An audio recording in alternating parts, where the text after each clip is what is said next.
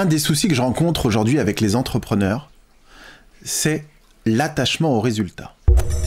Comme on se fixe ses objectifs, au bout d'un moment, on s'y attache. Et du coup, on commence à voir la vie à travers ces objectifs-là.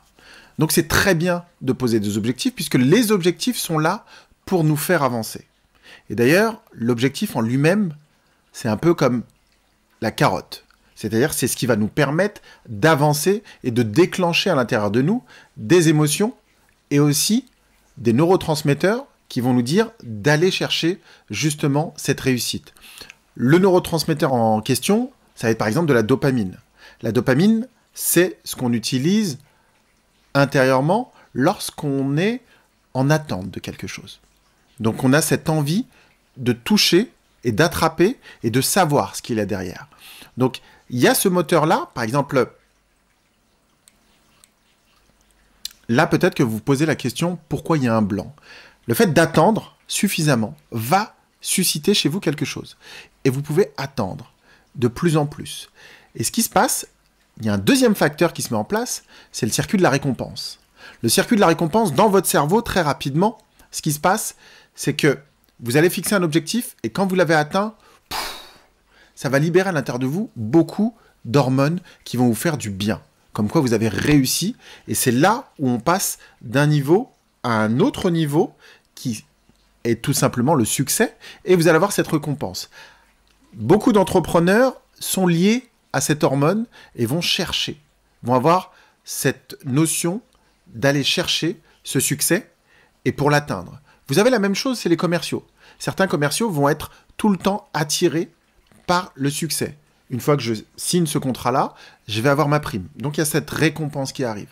Et pour en revenir à l'objectif, ce qui se passe, c'est que lorsqu'on est attrapé par l'objectif, c'est-à-dire qu'on se fixe l'objectif de faire tant par année, par exemple, au bout d'un moment, on peut être piégé par l'objectif lui-même. C'est-à-dire que on va mettre des œillères sur cet objectif-là et on va commencer à le conditionner. Si je ne fais pas l'objectif, alors il va se passer ça. Ou si je fais l'objectif, alors. Donc là, on est en train de se fermer et de conditionner. Et du coup, au bout d'un moment, on peut être bloqué et drivé par ce qu'on veut contrôler, va finalement nous contrôler. Et du coup, au bout d'un moment, si on n'y arrive pas tout de suite, on peut avoir ce qu'on appelle une baisse de motivation. Parce que ça va s'épuiser. C'est-à-dire qu'au bout d'un moment, quand c'est trop long, ça redescend. Un peu comme un soufflet. Et là, on est dans un bad et on a envie de laisser tomber, de procrastiner, etc. Pourquoi? Parce que cet objectif est tellement important que finalement, il nous contrôle. Donc ça, c'est le premier point.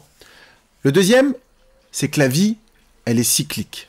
Vous ne pouvez pas avoir une motivation qui soit linéaire tout le temps. Je prends souvent l'exemple des saisons.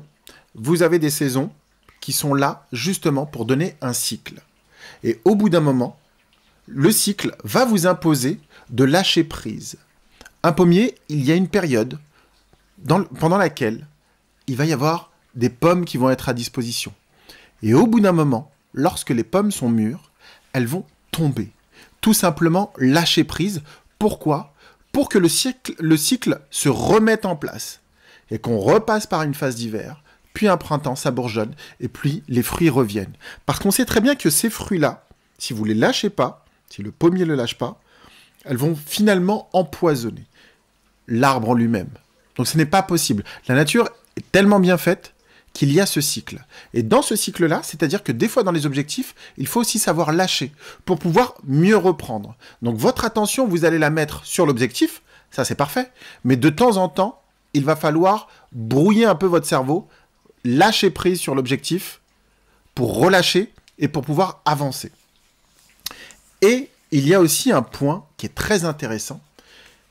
Comme je vous disais, le circuit de la récompense, c'est j'attrape et du coup, j'ai ces hormones en moi qui se libèrent et qui me font du bien. Vous pouvez aussi le faire d'une autre manière, laquelle, tout simplement, en mettant des petites étapes. Ce qui fait qu'à chaque fois que vous allez faire une petite étape, du coup, le circuit de la récompense, lui, s'active. Alors, ce qui est super intéressant, c'est que vous ayez un grand challenge ou un petit challenge, la récompense est la même à l'intérieur de vous. Vous allez être habitué à avoir cette dynamique et vous allez avancer comme des petits escaliers pour atteindre votre objectif, l'objectif que vous avez mis tout là-haut. Et ça, c'est super important. Donc voilà, si ça vous a plu, n'hésitez pas à partager. Et d'ici là, je vous dis à très vite. Merci.